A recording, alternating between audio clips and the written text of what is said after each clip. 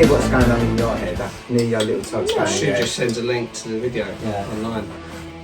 Hi, welcome to the Bencher Movie Club. I'm Charlie. I'm Matthew. I'm Ben. I'm Lily. And in this episode we are talking about Pulp Fiction. That's why two of us are dressed up like Pulp Fiction characters and the other two can be bothered. Written by Quentin Tarantino, but also by Roger Avery, who went on to do Killing Zoe. He done the background radio dialogue in Reservoir Dogs as well. But it was a bunch of stories that him and Quentin had come up with. Oh, really? I didn't know that. Yeah, but obviously it launched Tarantino out of the two of them. Yeah. Yeah. So there was all like individual stories that he's just married it all together. Yeah, those stories they'd come up at various places and stuff. But yeah. Fantastic. So, what's Pulp Fiction about, Matt? Jesus, Pulp Fiction. It's Oh, you tell the first story. It's like a mixture of stories all put into It's one. like a comic book. It's like a comic book, It is like a comic book. I'll say one thing. The first, I went to see it in the cinema. Yeah, it was 1994 it came out, wasn't it? I think. And I went to the cinema, and obviously I was 19 at the time. Jesus, that's a long time ago. And basically, it was the opening scene when she jumps up, and they both jump up and start to rob the place. And the cut to the music was unbelievable. Everyone in the whole audience froze. Yeah. Because obviously you had Reservoir Dogs, that was the 2 years before. Yeah. And that was a great film. The score was quite good, but it weren't as dramatic as that opening scene. I've never since really seen a film where it captured you immediately. Everyone was transfixed, and in those days the picture quality was good, but it was a lot of it was about the sound in the cinemas, and it was so loud. Just literally everyone just sat there frozen, didn't know what was going on. Obviously the big Pulp Fiction come up in the yellow writing, and it was absolutely phenomenal. And everyone come out of that film afterwards looking at each other going, oh, Yeah. like that was like, Yeah, it was lost for words. I think I first watched it on, it was a pirate copy on VHS Oh really? in Booker Close. Yeah. I can't remember whether it was someone in school had passed it round or something. I think I had that. I had it on video. I had the official one. I would have had it on. I did. Yeah, but I think you would have had it on before, pirate after. before, Right. and then afterwards when it came out, got the proper version. I think the whole the format of it, obviously, because Reservoir Dogs was similar to it in the way it was set. It was. Whereas the dialogue is very sort of just talking about random stuff and like everyday kind of sticking these mobsters talking about everyday stuff. But Reservoir Dogs is one sort of set story. It is one set story, but it's filmed and it's in snippets and little flashbacks to here, there, and every. That's what obviously there wasn't many films that really did that up till that point. I think that's what made it really stand out, is because sometimes it could be the first time you watch it might be a bit confusing, but you get to the end and you understand what the storyline is. But yeah, it was very sort of backwards and forwards. But yeah, I really enjoyed it. Do you remember the first time you saw it? I think it was about 4 or 5 years ago, maybe. Yeah. And I remember I watched it, and following week in school, my teacher asked everyone what their favourite film was, and everyone else was saying old Marvel films or like Disney movies, and then I turned around to him and said Pulp Fiction, and he got really concerned. He was like, How old was you? I was like 13. Which is, it's not that bad, to be fair. No. But like at the same that's probably time, the like, age I was. I when think it's first more saw it. funny because where everyone else had said like Disney movies or Marvel movies, and then I just went Pulp Fiction, and he's like, "Did you see the entire film? Like your parents didn't skip out any of it?" I went, "No." They made me watch it. Yeah. Right. You used to get me in trouble all the time. In I got in trouble once. What was that with? Nightmare on Elm Street 3. Oh, okay. But it's because I see the school nurse, and she betrayed my trust. Because I said, I see this I want to tell you, but I'm not supposed to say anything. She said, no, it's all right, I won't tell anyone. I see Nightmare on Elm Street 3, and Freddy Krueger was a worm, and he's biting this woman, and blah, blah, blah. And I was all excited. This is like primary school. So I was probably, about 5, I guess. Oh my God. And She then obviously told the teacher. Teacher phoned my mum, and mum told Ben off, and Ben went, right, I'm not showing you anymore. I remember watching Clockwork Orange with my brother. My brother he had his girlfriend around at the time. I think I was only about 5 or 6, and they was obviously watching it, and they were babysitting me. They thought I was asleep on the other sofa, but I wasn't. Yeah. And I'm just sitting there watching it, and that was an eye opener at 6 years old. Jesus. Yeah, it's a bit of a strange film, that one. You couldn't listen to Singing in the Rain again. No, well, funny enough, Singing in the Rain is probably one of my favourite films of all time. Oh, okay. Purely, the score's fantastic. The way it's filmed, the set, obviously the choreography is just phenomenal. And I'm a massive fan of, obviously, Gene Kelly. He's phenomenal. Have you ever seen him do dancing on roller skates? You'll never see anything like it. I mean, considering he wasn't known for roller skating, but you want to see what he does on a set of pair of roller skates. Unbelievable. See, I don't think, I love all my old black and white films and all my old sort of movies. I don't think I've ever seen Singing in the Rain. Oh, it's a fantastic I know it's a classic, and it's I don't know why I've not seen it. I think I don't know. I know the scene, obviously, when he's outside singing in the rain. Yeah. That's all I know of the film. And I He don't was think ill, weren't he? it grabbed me. I think he had pneumonia or something. Yeah. Have you seen it? Yeah, I had to watch it as part of my film studies course because there's references to it in like La La Land. Oh, right. Okay. I mean, La La Land also references things like Umbrellas of Cherbourg and like Sleeping Beauty and everything. So it's Oh, wow. quite an interesting piece of film. Wow. Yeah. Oh, I haven't seen Singing in the Rain. No, I haven't. Say what? Yeah, It's no. a Two great hosts. film. It's a fantastic film. Yeah. The cast is Is it phenomenal. 60s or 50s? I'd say 50s, I think. 50s. It's got to be 50s, yeah. It's a real sort of Technicolor, big explosion. It's, big stage production. Do you like your on old film. films as well then, Matt? Sorry? Do you like your old films as well? Oh, I love old films. Yeah, I do.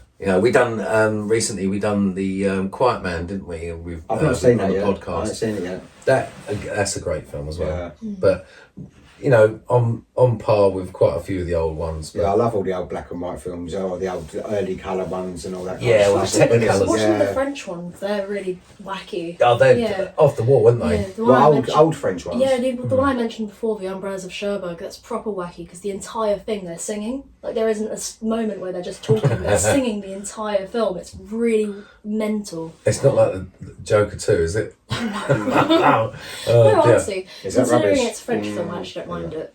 But considering, we all like old films, but people would say Pulp Fiction there is an old film. It is an old film though, isn't Well, it? it is 30 by years, name, 30 30 years years. ago, 31 years ago. Yeah. But back onto Roger Avery, as I was saying. He also wrote the first element of what would be the Gold Watch. The Gold Watch story with Christopher Walken. Oh, yeah. And he also done 2 scenes which he originally wrote for True Romance, and that was the miraculous missed shots and the rear seat accident killing. So those 2 bits, so the guy comes out, shoots at him. Yeah. Alexis Arquette comes out and shoots at him and misses him, and the other guy getting shot in the back seat. Who was that again? Marvin. Yeah, in but who Pulp played Fiction. Marvin? I don't know. I know. What was his name, Lil? Marvin. Phil Lamar. Phil Lamar. Phil Lamar, because he went Shot on. Marvin in the face. He went on to do the voice of guy at Futurama, Jamaican guy, Oh, really? What, Hermes? Hermes, Does he really? and he also does the voice of in Family Guy. You got the guy who shouts the news, the weather guy. Yeah. It's like raining. That's him. Yeah. So he went on to do a lot of work, but I'll quickly go through the cast because there's a lot of them. So obviously Bruce Willis. Yeah. Who he was friends with Harvey Keitel, who convinced him to take the role in this film. Oh, really? Yeah, because he was a fan of Reservoir Dogs. Tim Roth, of course, who was also in Reservoir Dogs Made in Britain. Amanda Plummer, who was in The Fisher King and Joe versus the Volcano. John Travolta. Samuel L. Jackson, Phil Lamar, as I mentioned. Frank Wally, who was also in Swimming with Sharks. Have you seen it? No, I haven't, no. That's a good film, Kevin Spacey film. And Red Dragon. Ving Rhames, who went on to Mission Impossible. Brona Gallagher, who was in The Commitments. She's the Irish girl. Oh, yeah, the Irish girl. Not the Yeah. one with the shit in her face. And she was in Brassic as well. Rosanna Arquette, Eric Stoltz, Uma Thurman, Steve Buscemi, Christopher Walken, who we just watched in View to a Kill. Yeah.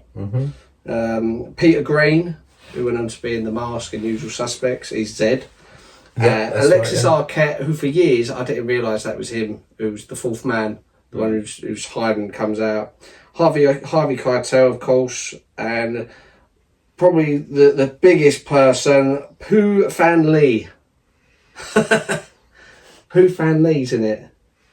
She's the woman. No, when Ving Rhames gets run over and and they're looking over. No, he's dead. Yeah. Is that? Okay. Yes. Who is she then? She has one of the best. Well, this is the thing. She's in so many great films, but you don't really stop looking, and I'll tell you. Always does this. Cheeky. She's been in everything. She was in Slow Horses, which is out recently, EastEnders, Focus, Warm Bodies, Ocean's 13. She's a British actress.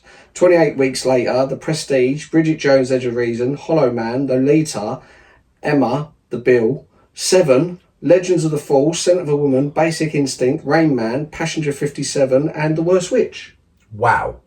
She's the one in The Worst Witch who goes, I shall say the rules. Oh, okay. No, it's I will keep the score. Oh, that's the one, yeah. She basically, when you look, and also most famously, she plays Poe out of Teletubbies. Really? Okay. Yes. So, but she's just this actress who seems to be in absolutely every film. She's only got like small scenes. You often just has one I line. think I'd rather that, just a little one line, couple of lines in a classic film. Yeah, but this is it. She must have a fantastic agent because the amount of work that she's had. Yeah. Why don't you tell your story about when you met Bruce Willis? Oh yeah. Treading on his foot. That's a great introduction. That's how a conversation starts always. Really lovely guy. A long time ago. It must be late 90s, early 2000s. I first met him. I only met him once. Accidentally trod on his foot. I was apologetic, and then asked him why he was at the location we was, and he asked me the same question. We ended up chatting for a little while. Just comes across as a really lovely guy. I bought him a drink. It was in a nightclub. Introduced him to my partner at the time, and it was just amazing. But really quite funny is that he was hassled to leave because he was on obviously a promotion tour around the UK on like a junket, and was basically just going to place to show his face, basically. All promoting the film, obviously. But do you remember the film? No, I don't remember the film. This is what's really strange. I don't remember what the film was, but I remember we discussed, being surrounded by women, because at the time I lived with my girlfriend, her sister, and her sister's friend. And at the time he was with Demi Moore, and they've got daughters, haven't they? All daughters. So we was discussing shoes that don't fit very well, but have to be changed after walking less than 100 yards. So that's sort of broke the ice a little bit. But on a plus note, he did say look me up if I went to Hollywood, but obviously I never went. So, and as he was leaving, the manager come over and apologised because said to me, "I'm sorry, we didn't know you was friends with Bruce." I was like, "Wow, sorry, what?" And they gave champagne and comped us for the rest of the night, which was fantastic, really. That's brilliant. But genuinely nice guy, and he's obviously got a pair of loafers somewhere with my footprint on them. Yeah. What club was it? Well, It was actually in the Metropolitan Hotel, and they've got the Met Bar, which was the in thing to do in place at the time, because obviously they had Nobu, which is the Japanese restaurant in the building as well. oh, cool. So, But yeah, Bruce, me and my mate Bruce. So he's sitting next to me now. Look, That's how I was able to get you in on it. yeah. The 1964 Chevrolet Malibu that's driven by Vincent was owned by Quentin Tarantino, and it was stolen during the production. Oh, was it really? And it was found in 2013 because two kids were stripping it, and then the police took the car, they searched over and found out that it was Tarantino's. That's So all mad. those years, that's got to be like 9 years later, 10 years later, he'd have been shooting it. So yeah, 10 years later. Yeah. No, No, it's 20 more than years. that. 20 years later. 20 years sorry. later. That's mad, isn't it? Mm. And Jennifer Aniston narrowly missed out on the role of Mia. Oh, saying Oh, that. really? Interesting. I don't think it would have worked though. No. No. Well, I don't know. I mean, that would have been. She probably wouldn't have done Friends. No, If but she'd I done feel that. like because the way that Jennifer Aniston acts, she's a fantastic actor. But I don't think she could do Uma Thurman's Mia that well. No, but it would have been her own interpretation. That's what I mean. wouldn't it? I'm trying to imagine what it would have been like, and it would have been. I'm trying to do that and it's not working for me. No, I think they picked the right person. Because Uma Thurman, she's very good looking, but she's not She's odd looking. odd looking. Yeah. Whereas Jennifer Aniston is she's stunning. Mm. And she's got like the girl next door look. Mm. Whereas Uma Thurman, you look at her, and especially in Pulp Fiction, she's got a little bit of a dark side to her when you look at her, if that makes sense. Yeah. Well, also for the role, Isabella Rossellini, Meg Ryan, Daryl Hannah, Joan Cusack, and Michelle Pfeiffer were all interviewed for the role of Mia Wallace. Oh, Out of all of them, Tarantino said he preferred Pfeiffer. Yeah, Pfeiffer sort of worked, but then it's similar to her role in Scarface. Scarface, yes, but Yeah. yeah, it's a Gangster's similar mom. character, isn't it? Mm. Yeah. Similar sort of character, same sort of hairstyle as well. Yeah. That's it. They'll just think it's a copy of a character from Scarface, won't they? That's what they do. Yeah. Daniel Day-Lewis wanted to play Vincent, Oh, did he really? and the studio was happy for him to do it, but Tarantino was had other plans. He also considered James Gandolfini, who of course had just done True Romance, which was another Tarantino script. Originally, though, the role was written for Michael Madsen. Oh. His character in Reservoir Dogs is Vic Vega. Oh, right, yes. In this, it's Vincent Vega. So he was supposed to play his own brother. In this. Oh, right, okay. But he was doing rehearsals for Wyatt Earp at the time, and right, he couldn't get out of the rehearsals. He begged them to let him out. He said, "Look," and they said no. His contract forbade him. Oh, really? So I bet that it kicked himself for that. Because this film actually made John Travolta again. Because yes. he had sort of Nothing, faded, and he was doing little bit parts and stuff like that. It you know, kickstarted like, his career again. yeah, and he massively. suddenly became big again after this. And he went on to do loads and loads of films after that, didn't he? Yeah. Where he'd done nothing for years Yeah, prior to it. yeah. If it was, He was like really small. big in the 70s, and then in the 80s he sort of just died became, off a little bit. Yeah. Well, actually, Mike Rinder, former head of OSA, so Office of Special Affairs, and the organisation of Scientology, he recounted on the A&E show that he read the script for this movie and recommended that John Travolta did not participate in it, as Rinder thought it would destroy Travolta's career. Oh, really? Yeah, It made his career. Well, that just shows what he knows, doesn't it? exactly. Scientology, isn't it? Yeah. Yeah, exactly. Well, exactly. I mean, if you compare John Travolta's later film, bloody, what was it? The Scientology movie. Oh, Battlefield Earth or something. Yeah. Oh, I've not movie. seen that, but it looks. I just looking at the poster of it, it was enough. Not to watch it. And the Butch character, Bruce Willis's character, was actually originally meant to be a younger boxer, and it was going to be Matt Dillon. And Really? Matt Dillon was in talks for it, but they never finalised it, and in the end, the opportunity passed. I think the casting was perfect, so it all works. Whatever fell into place, or people that fell out of it, it works because everyone in it. There's no one you look at and go, "Oh, they don't suit the role," or that. That should have been that person. Because I mean, all of them, they just fit. But then, of course, obviously, we can only say that based on what we saw. Yeah. See, like when they then changed it to an older boxer, he really pursued Mickey Rourke, who had an interest. Who was boxing anyway. He was boxing anyway. But Yeah. Mickey Rourke said, "No, I've retired. I'm boxing at the moment," and he couldn't wouldn't convince do it. him. No. Crazy. Early in the production, Quentin Tarantino had contemplated casting Tim Roth as Vincent and Gary Oldman as Jules, rewriting those characters as two English guys. The two actors playing them together in Rosencrantz and Guildenstein are dead. Yeah, that's the film they was in together. Oh, okay. Yeah. Yeah, So I think the casting in it is phenomenal. yeah. Everyone plays out, their parts. I mean, even Tarantino in it, he plays the role well. He's not much of a role. No, But that was supposed to be Steve Buscemi. oh, was it really? Yeah, Steve Buscemi, he wrote that part because obviously he enjoyed his time with Reservoir Dogs. They all did. So original intention was to bring back Michael Madsen, Harvey Keitel, Steve Buscemi, loads of the people, Tim Roth, of course. But Steve Buscemi, because of shooting arrangements with other films, he couldn't commit to the role of Jimmy. So instead, he does the small role. He plays Buddy Holly. Yeah, that's right. Yeah, he does play Buddy Holly. Who again, I didn't realise for years that was Steve Buscemi. Yeah, because you're not really paying attention to. No. You're not focused on him at all in that scene, are you? That's that. Do you know what?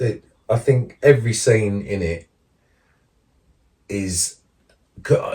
stands on its own. Every single scene stands on its own. Every sort of it keeps your grip from beginning to end. Oh, 100%. And the filming of it, the cinematic, the way it's filmed. I bet in the cinema as well, it was like, just phenomenal. But not only that, it's the use of the camera, which I find in that film.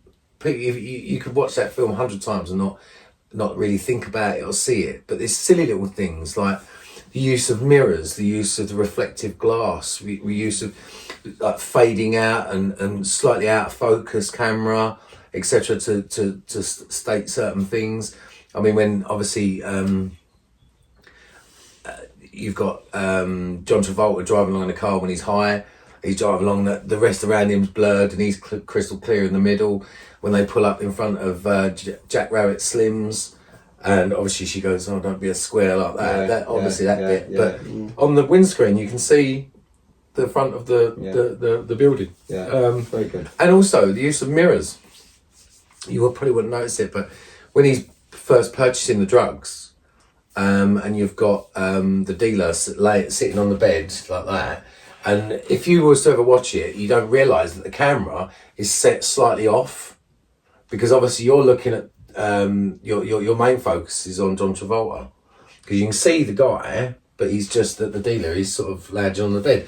But if you look to the right, there's a mirror. And you can see the reflection, so you can see his acting as well. Honestly, just the use of the film in every way, and also the best use of it is in the gimp scene. Bring out the gimp. Bring out the gimp. But the way it's filmed, when obviously they're both sitting there facing him, and they've said they'll bring out the gimp, and at that moment he walks up. You've got the doorway behind him. So you've got foreground, you've got every kind of depth to that, and you can see him doing it.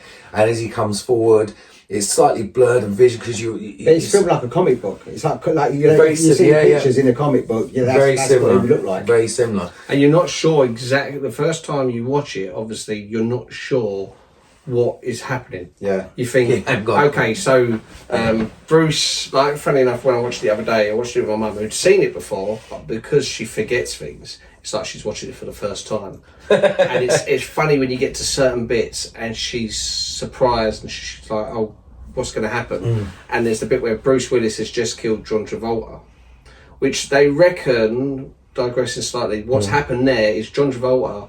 So Vincent and Marsellus Wallace had gone to the apartment. Right. Marsellus Wallace, that's his gun. He's put it down on the side, while Vincent's gone to the bathroom. And he said, "I'm going to go out and get donuts." That's why he's out getting donuts, and he's walking back. But when that happens, so Bruce Willis kills Vincent. He's in the car, and with that, you see Marsellus walking across the road. Mom's going, "Run him over!" Like she wants him to run him over. I think they should have filmed that. That should have been in the film, because that would make more sense how randomly he just bumped into. Yeah, but then the thing is, what that would ruin in is, as Bruce Willis is going up, you'll think who's in there. Whereas when you watch it for the first time, you think there's no one there. He's lucky; he's got away with it. I get that. And it's when you see the gun, you're seeing it for the first time. That's when he sees it and he realizes that is a tricky one. God, Isn't it? they have been here, and with that, the toilet flush.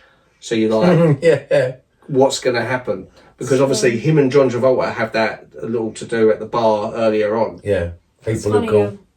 Every time Travolta goes to the bathroom, something bad happens every single time. Yeah. Because like where Mia overdoses, Pumpkin and Honey Bunny, like when they rob the restaurant, and obviously Butch then shooting him every time he goes to the toilet. Something bad happens. Reading his book. Don't go to the toilet. Yeah. This is voted number 9 in Empire Magazine's 500 greatest movies of all time. Oh. It often goes quite high. I think it's high on IMDb as Yeah, well. I think it is a very popular favourite film choice for most people, I think. Yeah. Yeah, I think because it's got a wide appeal as well, because I think loads of it's down to the comedy element of it. Yeah. Because It's very fresh when it came out. There wasn't many films like this at all. There was nothing like it, really. there was many afterwards. There's many other sort of filmmakers tried to emulate what was going on with this film. Yeah. Yeah. Oh, definitely. It's funny, I once met someone who just didn't understand the film. They were like, why is it all in different points and parts throughout the film? I'm like, what? Like, how can you not understand what's meant to be happening? It's Right, very quickly. What's the very first, chronologically, what should be the first thing you see? What is it, Butch and Fabiano getting away in the chopper? Or is that the last? No, that's the last scene. But that is the That first should be scene, the last scene. But that's the first thing that you hear or see in the film. No, the first thing you see is Honey Bunny. Yeah, obviously. No, I'm saying, but like the first sound you can hear in the movie is the chopper's engine. Oh, really? Yes. Oh, okay. But the very first thing would be, of course, Christopher Walken. Yeah. Because that was set like 30 years earlier, whenever it was, when he's given the watch. Yeah. And that was actually the very last thing that they shot. So really? Christopher Walken never met any of the other cast during the production. It was Oh, that's only afterwards that he met him. So that would be the first thing. But yeah, the very last thing chronologically would be Butch riding off on the motorcycle. Yeah, so that must be why they showed the sound. Sorry, I of got a being... bit confused when you asked that. Yeah, no, that's... John Travolta turned down the role of Seth Gecko in From Dusk Till Dawn to be in this film, saying, "It's simple, Quentin, I'm just not a vampire guy." But that's another good film as well. That is a good film, but I think he made the right choice. Yeah. I mean, I like... Well, this made his career. Yeah, I do like Dusk Again, Till Dawn, I mean. but I think this is better. This is imagine more people have Travolta seen, as a more people vampire, will know this film than Dusk Till Dawn. It's a big film, but Yeah, of course. What's that? Like I was saying, I can't imagine Travolta as a vampire though. The way he's got that like long black hair in Pulp Fiction, like you Yeah, kind but that of was a see wig. him as, I know, but like you can kind of imagine him as a vampire if you see him with that black hair in the film. But also Seth wasn't the vampire. I think that was the George Clooney role. Yeah, it was, yeah. Who was the brothers in Dusk Till Dawn? Seth and... Oh. Unless he was the Tarantino one who got turned. No, Sylvester. Seth, Sorry, go. no, Seth was definitely, what's his name, wasn't George Clooney. he? George Clooney, yeah. Sylvester Stallone was briefly considered for the role of Butch. Because of His his... boxing. Yeah. Yeah. I don't think that would have worked. And No, despite his name being with the top billed cast, Christopher Walken's screen time was only 4 minutes. It's actually funny because earlier in the film, Vincent refers to Butch as punchy, but Yeah. then in Rocky 2, Sylvester Stallone, who was considered for the role, obviously says, "I ain't punchy" in Rocky 2. But he calls him Paluco as well, doesn't he? Pam Grier was also considered for Jodie, which was the... the drug dealer's wife. Yeah, the drug dealer's The wife. pierced up one. But he said he couldn't imagine her being pushed around by anyone. No. But that's partly why Who's he... Pam Grier? Jackie Brown. Oh, okay. You know, when Mia and Vincent celebrate winning the trophy at the twist contest, later in the film, when Butch is taking a shortcut to his apartment, a report of the trophy being stolen can actually be heard on the radio, so they never actually won the competition. Oh, They really? stole the trophy instead. Ah. Because everyone always You assumes, assume that they won it. They won it, yeah. But no, it makes more sense for their characters to have then stolen Yeah, it. stolen it, yeah. Yeah, definitely, yeah. Fixed, yeah. didn't it? Also, at the time, I mean, it was quite an eye-opener to see the way that they introduced drugs into the film. Obviously, the up-close syringe when he's injecting, obviously, heroin, when he shoots up at the... And the burning the spoon. The burning the spoon, it was done with the music, with the score in the background. And also the injection of it is a little pop as he pulls back and you see a little bit of blood coming and then it goes back out. And obviously the overdose that's a major say something. Although apparently it's actually more likely to overdose injecting heroin than snorting it. Oh really? But it works for the film. Yeah, it works for the film yeah. because it's the misunderstanding.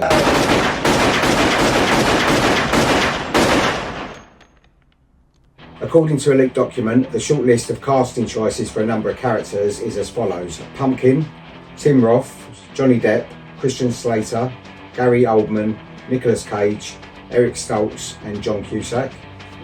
For Honey Bunny, Amanda Plummer, Patricia Arquette, Lily Taylor, Jennifer Jason Leigh, Bridget Fonda, Phoebe Cates and Marissa Tomei. For Vincent Vega, Michael Madsen, John Travolta, Alec Baldwin, Gary Oldman, William Peterson, Jason Patrick, Andy Garcia, Michael Keaton, Denzel Washington, Sean Penn, Tim Roth, Dennis Quaid, Robert Carradine and Aidan Quinn. For Jules, Lawrence Fishburne, Samuel L. Jackson, Eddie Murphy, Charles S. Dutton and Michael Beach. For Butch, as you said earlier, Matt Dillon, Sean Penn, Nicolas Cage, Aidan Quinn, Johnny Depp. Fabienne, Irene Jacob, Maria de Medeiros, Julie Delphi, Elena Lowenstein, Emmanuel Biert. Which one's Fabienne? The silly little French girl. I want a pot. Oh, Winston Wolfe was Harvey Keitel, Warren Beatty, Al Pacino, Danny DeVito, Samuel L. Jackson, Alec Baldwin, Michael Keaton, John Travolta, Christopher Walken, Michael Parks, Charles S. Dutton. For Lance, John Cusack, Eric Stoltz, Michael Keaton, Christian Slater, Gary Oldman, Robert Carradine, Bill Paxton, Johnny Depp, Nicolas Cage, Samuel L. Jackson, Eric Roberts. And for Mia Wallace, Virginia Madsen, Marissa Tomei, Patricia Arquette, Alfie from EastEnders. Alfie from it. Afri Woodard, Jennifer Beals, Pam Grier, as you said, Phoebe Cates, Bridget Fonda. I think Bridget Fonda would have been quite good actually. She was quite cool at that time. N. Bush Wright, Jasmine Guy, Angela Bassett, Nat O'Toole, Deborah Winger, Robin Wright, and Cindy Williams and Meg Tilly. And that's it. Captain Combs, Christopher Walken, Sean Penn, Michael Parks, William Devane, Charles S. Dutton, Robert De Niro, William Peterson and Al Pacino, Marsellus Wallace, Ving Rhames, Samuel L. Jackson, Ken Ford, Sid Haig, James Inglehart, Jim Brown, Bernie Casey, Carl Weathers, Robert E. Mosley, Max Julian, Tony Todd, who's Candyman, Charles S. Dutton again. So there's certain ones who they've for a few of the roles, weren't they? Yeah. It was obviously something where, because there's loads of characters in that, loads of actors you just mentioned, who he would later then go on to work with, like Bridget Fonda. Yeah, she was in Jackie I Brown. was about to say Kill Bill then. No, that was Emma Thurman. And Michael Keaton was in that as well. But the interesting thing about Lawrence Fishburne, because Lawrence Fishburne was his first choice to play Jules. Was he? Yeah, and obviously he'd done like King of New York and What's Life Got to Do with It. He was up and coming, but he's very popular. And his agent said to him, "Don't do the film because you're playing second fiddle to John Travolta. He's washed up. He hasn't done anything for years." Honestly, and he said to him, "The other thing is, I'm trying to get you this part in Die Hard 3, Die Hard with a Vengeance. You're going to be playing next to Bruce Willis." Oh, and guess what happened? Yeah, so Samuel he's turned it Jackson down. got it. Samuel L. Jackson got the part in Pulp Fiction, gets Oscar nominated, and because of that, he ends up getting the part in Die Hard with Vengeance. So Lawrence Fishburne fired his agent. Yeah, I bet he did. That's crazy, that isn't it? Who can you? I was trying to think what like a modern casting of Pulp Fiction would be. God, well, they'd probably stick. I don't know who actors are really nowadays. Yeah, they'd probably stick. What's his name? The one who played Bob Dylan, Chalamet. Timothy Chalamet. They'd probably stick him as like John Travolta. I don't think it would work as well now. No, it definitely wouldn't. But I think No. I know. I was still trying to think of what it would be. I can't think of anyone that They might have gotten Uma Thurman's daughter to have played her character if they'd made it nowadays. Yeah, but I don't know. She wouldn't be as powerful as what Emma Thurman was. No. She's good, but she's not. that league of like, I don't know, there was, as you said, there was something, she's beautiful, but there's something about her. There was like the darkness side, as you said earlier. She's got those like dark eyes, like someone more like, I think. Because she's not actually, when you look at her, she's like you wouldn't look and go, oh, like, drop dead gorgeous. She's beautiful, but there's, as I say, there is something quirky about her. There is something quite like masculine almost about her. You know, she's quite sort of, you know, Grace Jones. That's what I was just about to say. That Grace Jones play. Neil Wallace. Oh God. Yeah. God, that would have been scarier than Mr. Wallace. Yeah. But it's such a quintessential 90s film. You know, even though it was heavily influenced by all the 70s films, Tarantino's favourite era was like 70s cinema. It was like we was talking about, if you had a 90s restaurant, if you had people dressed up as Pulp Fiction characters, you go, oh yeah, this works, because it is such a 90s film. It is like pop culture, isn't it? It's very out there. And the soundtrack is quite, you know, fantastic soundtrack to it as well. Oh, it's unbelievable, isn't it? It's quite funny, there's the amount of surf tunes that are in the film, not one mention to any surfing at all. Yeah. No, I think that's largely because where it's set in LA and California's synonymous with surfing. But the soundtrack itself, what I like about it, which other films try to emulate or get totally wrong, is he's picked songs which weren't that well known. There's literally, like, I remember the first time I heard it, there was like literally only one song on there. The Al Green song was the only one I'd heard before the film. But with these songs used to soundtrack the film, much like Scorsese did like with Goodfellas a few years earlier. But because these are more obscure songs, they'll forever be associated with that film. That's now, right, of course, they're all like, everyone knows, oh yeah, I know that song, I know Was that Son song. of a Preacher Man a big hit when it came out? It probably was, maybe more so over here, because Dusty Springfield's British, isn't she? Right. But what he was having at the time, he still wasn't. He'd only had Reservoir Dogs, and he'd sold his scripts, Natural Born Killer and True Romance, to help finance. So he was slowly building as a filmmaker. He still didn't have unlimited access to all the music available. So there's certain ones you wouldn't be able to get. You know, I think the rape scene in this, which they just use like a surf tune. Originally, he wanted My Sharona by the Knack. Oh, really? But wasn't able to get it.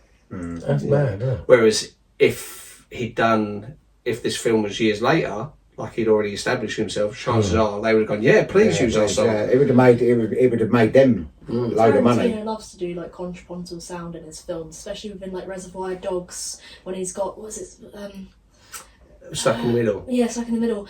I can't listen to that song now without thinking. I think about everyone that. does. Yeah. That's the first thing that comes to people's minds when they hear that song. That's when you hear that's it. his ear off. Yeah. Like see, like with Reservoir Dogs, he done a similar thing. It's good to have songs or like sounds that are completely contrasting the thing that's going on at the time. And there's like mad ones. It's like Flowers on the Wall, kind of just really weird kind of song as well. It's just that's good soundtrack. I think the soundtrack does make it 100%, and it's perfectly timed with a lot of what's happening on the screen. I feel like that's true for most films though. You can't, if you were to replace the sound in it, it wouldn't necessarily have the same impact. The same with the score with a horror film. That's what I was about to say. Like if you like Halloween, that's famously done that. They showed it to someone, and she was like, "This is a load of rubbish." I think then they put the score on it, and the woman was like, "She goes, that is so that's the scariest thing I've ever seen." Because the music, the score can make something or break it. It'd be funny if you put like Material Girl over any sort of horror film. But then it would be scary though if it was in the right if it was in the right sort of setting. But as long as you can still hear the sounds of like maybe what's going on, like the murder or something like that, Yeah. you've got to have certain elements to actually layer it and make it sound good. What did you call it? Refer to it as Contrapuntal sound. right. I'll tell you my favourite example of that is American Werewolf in London, because when he's doing the transformation scene and you've got Blue Moon playing, and you think you think that doesn't go, it shouldn't go because he's in total pain. And Elmer Bernstein, who wrote the soundtrack, the score for the film, had written this big transformation score, and John Landis, to his credit, got rid of it and stuck Blue Moon in instead. I think one of my favourite films that does it was We Need to Talk About Kevin.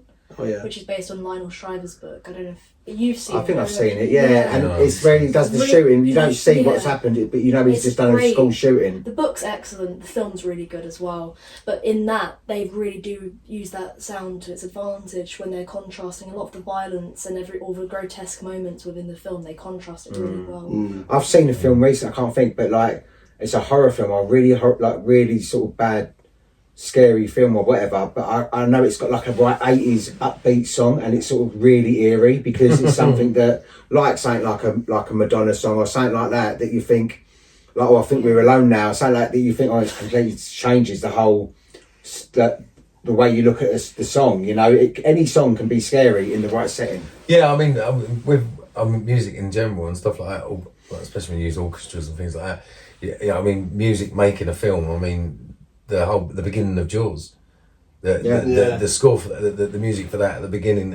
I mean, you don't see a shark for God knows how long. No. But it's just suspense, that is the suspense. Yeah. It's just that music. It's just as important as the film. Oh, 100%, music, if not more, because you've got to like sell that with the music, and the music usually is the thing that scares people because they start hearing it and they start hiding behind their hands and stuff. But I think that's the success of this film, is how you've got other elements, but everything seems to work right. The soundtrack, the actors that they chose, the cinematography, the costumes as well. Like everything that they wear in it is so iconic with the film. I mean, down to Samuel Jackson's wig. He was originally, they tried out a bunch of Afro wigs, and the person who bought all the Afro wigs accidentally bought a Jerry curl wig. And Tarantino hadn't even considered it, but he said, "Yeah, try that." And he's put it on. He said, "Perfect. That works. That's so much. Yeah. It's less obvious, less on the nose. If Samuel Jackson had an afro, the film still would have been good, but it just makes it a little bit more authentic. Like if you watch that, you assume that's his hair. Yeah, like Harvey Keitel, and he's like, it's like stupid o'clock in the morning, and he's at a casino event in a tuxedo. It's just bizarre, isn't it, Mr. Wolf? See, that would make sense. I was thinking that today. I thought, where was he at that time in the morning? Was it? I was thinking, is it like some sort of bar mitzvah or something? But then, no, a casino would make sense because where people with casinos, it's 24 hours. But it's not actually a casino. I think it's someone. It looks like someone's house, and there's there's obviously an illegal card game going on because obviously, gambling in America used to be banned everywhere apart from Vegas, didn't it? They've opened it up a little bit here and there, but. You see him in a separate room, and this is what obviously mobile phones. You know, there's not many mobile, things like that. Because he's on a house phone. Yeah. In the bedroom, he's on the house phone in the bedroom taking notes. So he's probably been paged. I imagine. Yeah, it would be pages, I suppose, at that point. Marcellus would have paged him and said, "Get the wolf." Originally, his character was going to be referred to earlier on. I can't remember what part it was, but it was. I think when it was like. Hunting down Vincent, they said something like, "I'm gonna get the wolf," but then Tarantino thought, you know what, I'll leave it so you hear nothing about him until you absolutely need him. That character, of course, was used years later, wasn't he? In adverts. Do you remember the car insurance adverts from about 10 years ago? It was, yeah. He raked in a bit of cash there, didn't he? Oh yeah. Fair play to him. When you look at the majority of the actual scenes, they're not filmed outside, are they? No. They're all in a closed area with limited cast. And the car scenes, especially the nighttime ones, deliberately use a terrible green screen, like a terrible background. So you can tell, obviously. With where you're saying how a lot of it's shot inside, I think that's really what contributes to the fact that where it's not told in like a linear storyline, I think where you can't see the time of day, you can't really piece together when everything's 100%. happening, which I think the film comes across a lot better that way. Like, I mean, obviously for scenes like when they're in the car, you know that that's happening at night, but then in certain other moments you're like, oh, what time of day is this? And so it comes across a lot better. So what is it that you like about this film? What is it that you said that at that time it was your favourite film? I know it ain't now, but... I mean, I think partly was because it was when I first really started getting into film, because even though I'd been shown bloody Demons 2 from the age of 5, even though I'd always been like shown films, I hadn't really picked up on films until that point. Even when I'm being made to act in them as well, I'm like, what's going on? But no, I think. But why did this resonate? I think it resonated because I think it was just so different, and I think it was like everything that happened in it was like wow, like I hadn't really experienced a film like it before that. I think that's probably part of And you just don't know where it's going, do you, as well? Yeah.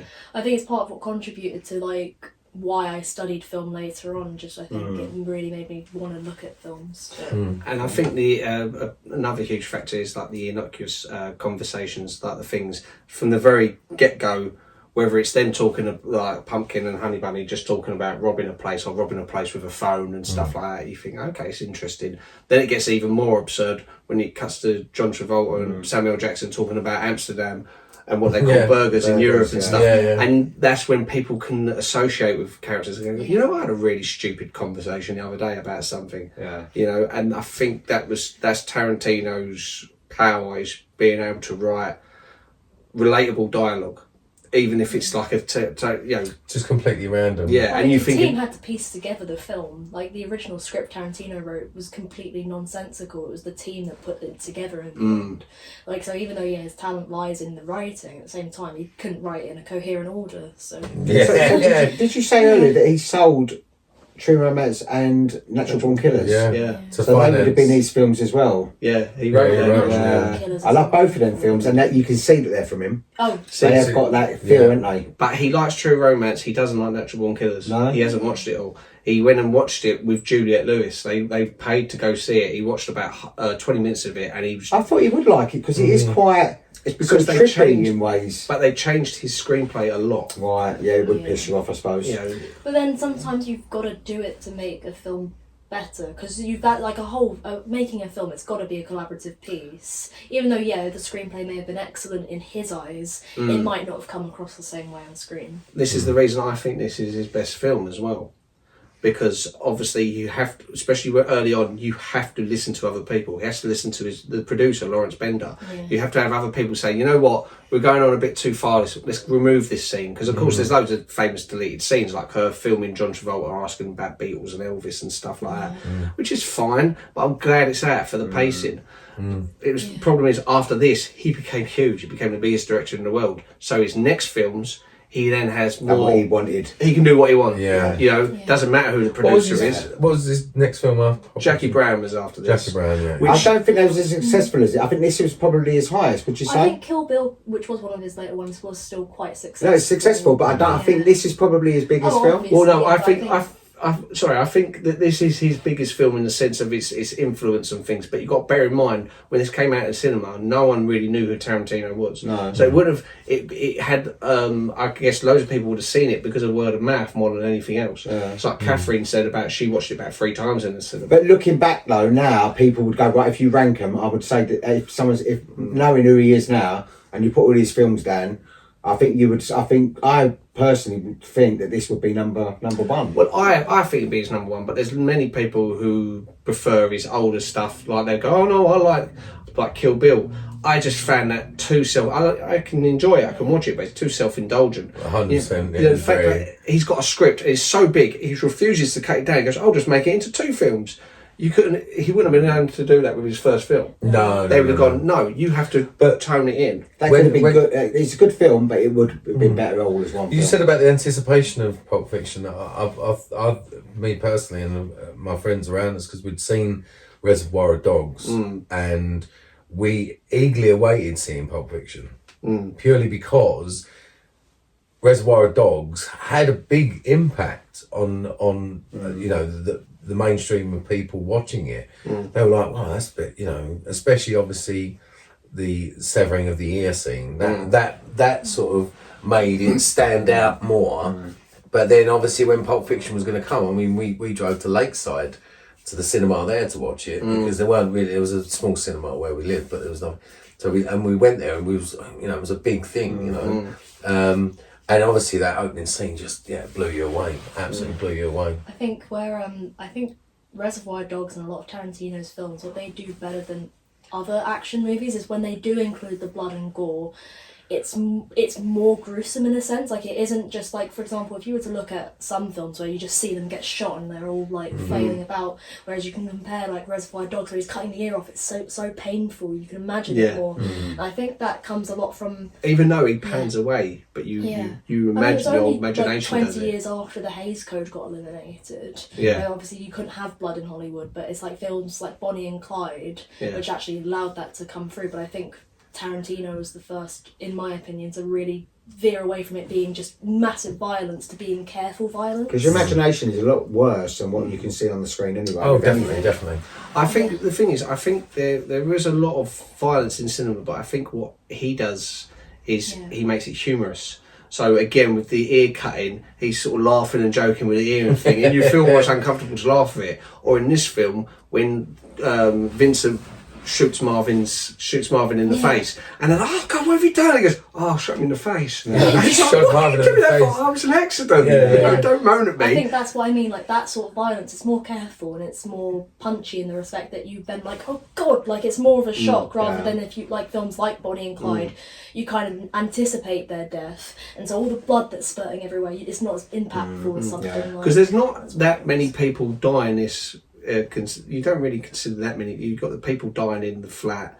You've got Marvin, obviously, dies shortly after that. And you've got Vincent Vega. He's actually the only one of the main cast who dies. So out of all those like dozen or so names you see on the poster, it's only him. I think that was the best decision. Obviously, Zed doing the film. Though. Zed dies, isn't it? Yeah, but you don't see him die. No, but you know he's going to die. You see Maurice die. He's who supposedly, according to the script, is his brother. Oh, really? But obviously, that scene where obviously he escapes. Yeah. Bruce Willis, Butch breaks a chair and escapes, knocks the gimp out. But obviously his dilemma is he can't leave, although he's, running feud with him because obviously he's stitched him over a load of money.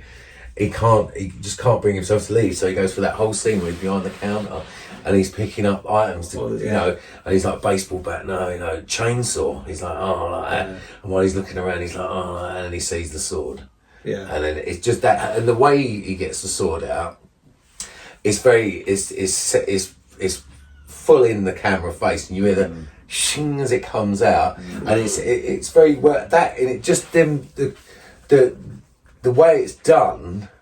He could have just gone out and gone, oh, I looked at it. There's so many ways you could have done it, but when he goes out and you see the look on Bruce Willis's face, he's like, this is it. But that's also very, when you think it's also very phallic, because he goes through each thing. He picks up the hammer. Then he picks up like a baseball bat. It's bigger. Chainsaw. It's getting bigger and bigger until you got the biggest thing that he's going to sort of take him out with. And the way it's filmed from that moment on, if I remember rightly, I can't remember if it is to it, but there is a slight anomaly when he comes through and he kills obviously Zed's brother would be, I suppose, Maurice, and there's a scene. It's slightly sort of like a slow motion. Yeah, no. So one scene he's pointing the sword at Zed. Yeah. But it's a cut before that when he's still pulling it out of him. But there's another bit where he looks at and the sword's there. Yeah. It should be. It's not quite in sync. But when he's like, he comes creeping down the stairs. You see the look on his face. He's really like. Oh. See, it turned out for the best that he'd done that, because even if he'd left, on the off chance if he stayed alive, if he'd stayed alive, because he was already gunning for Bruce Willis' character. I don't care if he's out in China. I want someone waiting in the right to shoot him. He's but would he keep him alive knowing that he knows he's been raped? So it's the agreement. But would he? I think he would, because he's all calmed down. I think because Tarantino's heavily influenced also by like Japanese cinema, like Kurosawa, and this is why he will often use like samurai swords, things like that. Right. And it's about honour. Bruce Willis' character is a number of reasons he stays. He could leave and think, right, self-preservation, but he thinks, you know what, I'm going to take that extra risk. One is to sort of, the main reason is the honour. It's like to think you can't let another man see this fate, because if it weren't for their eeny, miny, mo, that would have been me. I'm going to save him. He does, and then he's standing there behind him with the sword. He's like, so what now? Do you think he would have done the same? I don't know if he'd been able to break out, because Bruce Willis obviously he's a boxer. He showed he was more powerful than Marsellus by punching him on the floor. saying you feel that's pride, big boy, as he's punching him. Yeah. He's got a point to prove, and it's the adrenaline of it. He might not have got out of it, and they might have just both been raped and killed. I think where you were talking about like the samurai sword being quite phallic before, I think that happens with a lot of the time when a man uses a weapon in a film. Like you can even talk about James Bond and stuff like that, and how like his gun is like always like Sean Connery. It's really like that. They say in films stabbing is supposed to be like a sort of sexual thing. Like the stabbing into someone, it's like usually with the young girls getting stabbed in horror films. Like penetration. That's supposed to be like there's that. Or when it's reversed, sort of like in Basic Instinct, like the man is obviously having sex with the woman, she then penetrates him with the ice pick. Yeah, or I was going to say as well, again, going back to Bonnie and Clyde, at the beginning when Bonnie's like touching his gun when it's down there and stuff like that, like ooh, and like it's kind of like that like loose referencing, especially considering like Clyde's impotence and throughout the film as well. It's just interesting. Impotent or important? No, impotence. The Clyde was famously impotent, which is quite funny for Warren Beatty, considering his reputation. Warren Beatty being Warren Beatty being Warren Beatty. Yeah, Warren. So you even know about Warren Beatty then? Yeah, and of course, Carly Simon as well. The F word's used 265 times in this film. Is that all? It's all, but it's less per minute than My Horrible Love. Well, which still holds the record. How many is that per minute? Too many. Too many. You can't catch up. You lose count. My mum watched that and she was sitting there like that with her mouth open. I was like, it's good, isn't it? She went, is there any need for all that flaring? Too much. I was like, it does make it. I said, but you know. Yeah. So it makes it so quintessentially British. Yeah. It certainly does, yes. Make note, chavvy. Chavvy British. If you had to pick a scene out of the whole of Pulp Fiction, what would your favourite scene be?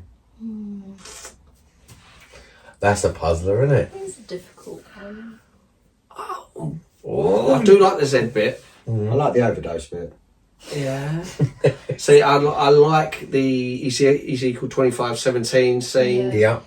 Which of course was used. What I like in the Marvel films, because you wouldn't know this, but Samuel L. Jackson had a big part in the Marvel films. He plays character Nick Fury. When his character gets killed, on his gravestone, it's got Ezekiel 25:17. Oh, was it really? Man, yeah. Oh, wow. Which is like a nice little nod. Only someone that knows that might be Pulp my Fiction. favourite scene, maybe Ezekiel 25:17. I think that's a really good one, but I think, what is it? I'm trying to remember the film. There's loads of good It's been a scenes. while. It's hard to.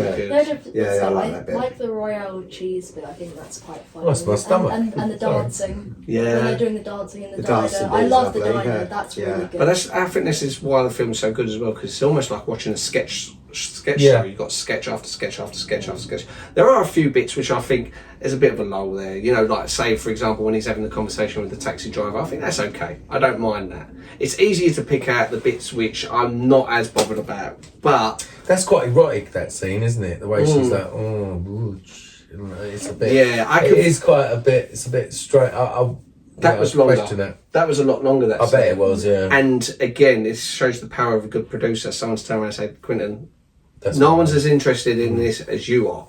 So you need to sort of cut that down. How many feet were seen in this film? Just thinking about. Well, it's her feet. Yeah. Because of course he's got his foot fetish, hasn't he, Tarantino? Oh, of course. Yeah. There's they really talk bad about it. Is it Dusk Till Dawn?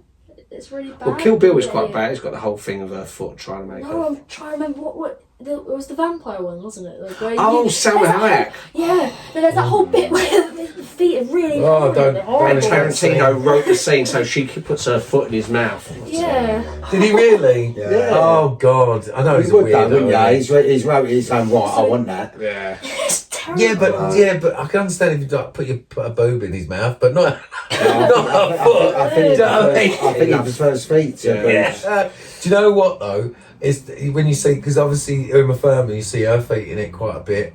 She's always majority of it's barefoot. Yeah. When they're doing the twist, she takes her shoes off. Exactly, and when she returns home afterwards, she's got barefoot. And when she walks, when Vincent Vega turns up to the house and she's like guiding him around the house, that's a great scene. That is a fantastic scene, and that one scene there, I would said, made John Travolta's launch career, because he played someone who's just sort of buzzing out on heroin, which is, it's like playing a drunk. It's not easy to play a drunk unless you are drunk. Then it's quite easy. Yeah. But when you see him wandering around the house, like you sent me that meeting the other day, didn't you? Of it? Yeah. Just walking around the house, and that's just absolutely fantastic. But then when she walks in, and says that I'm ready to go, you don't see her. You just see her feet.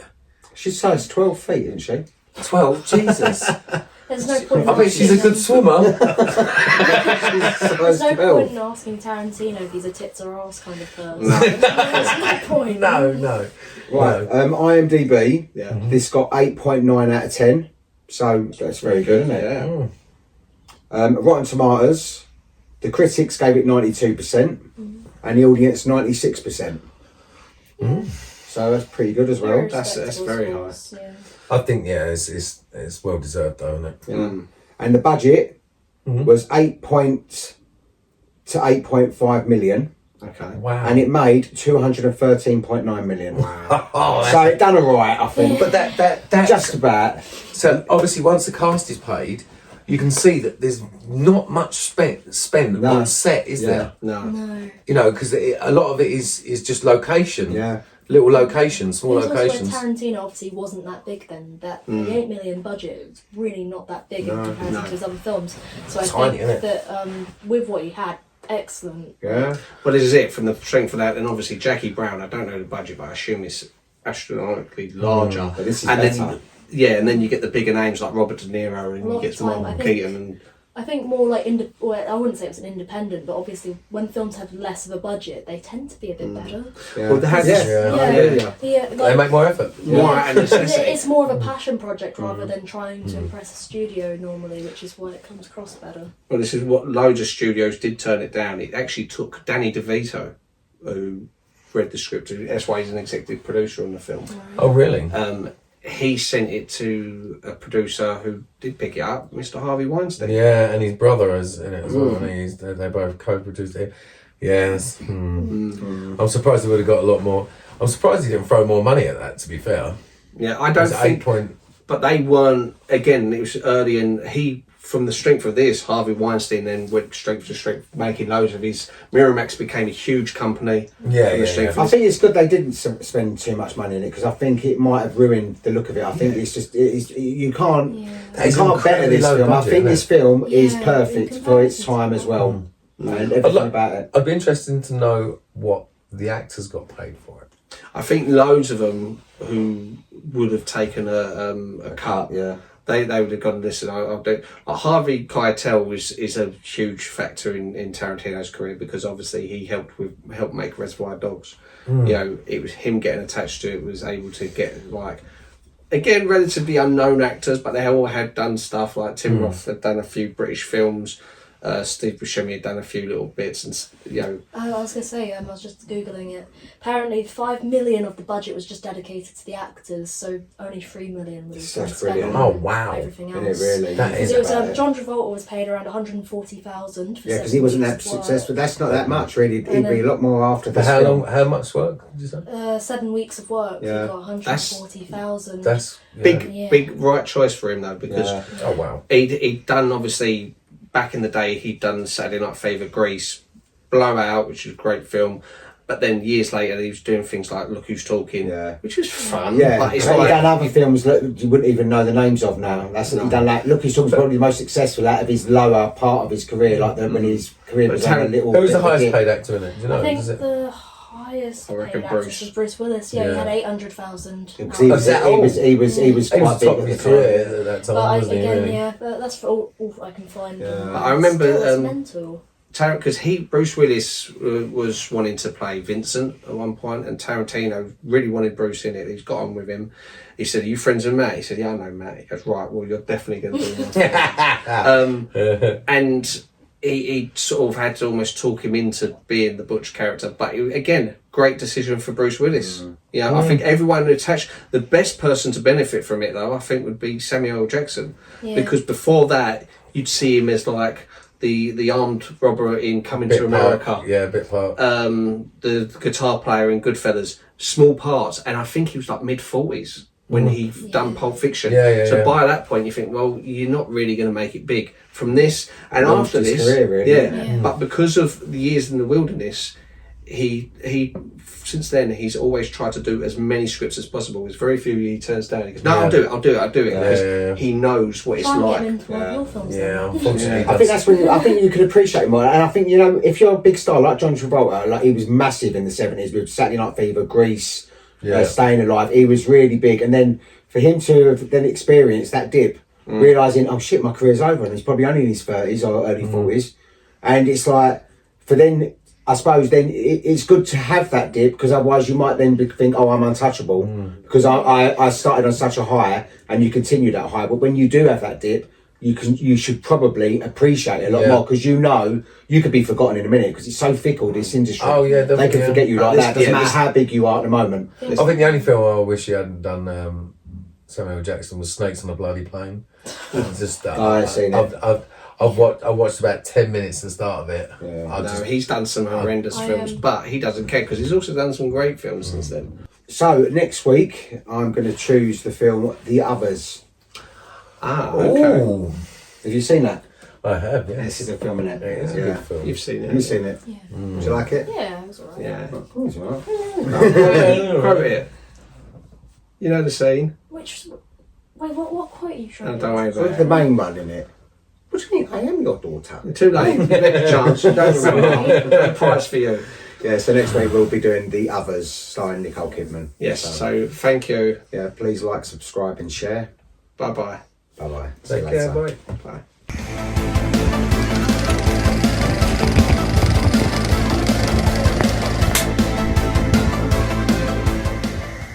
Donuts. I got donuts. Hey, I know you.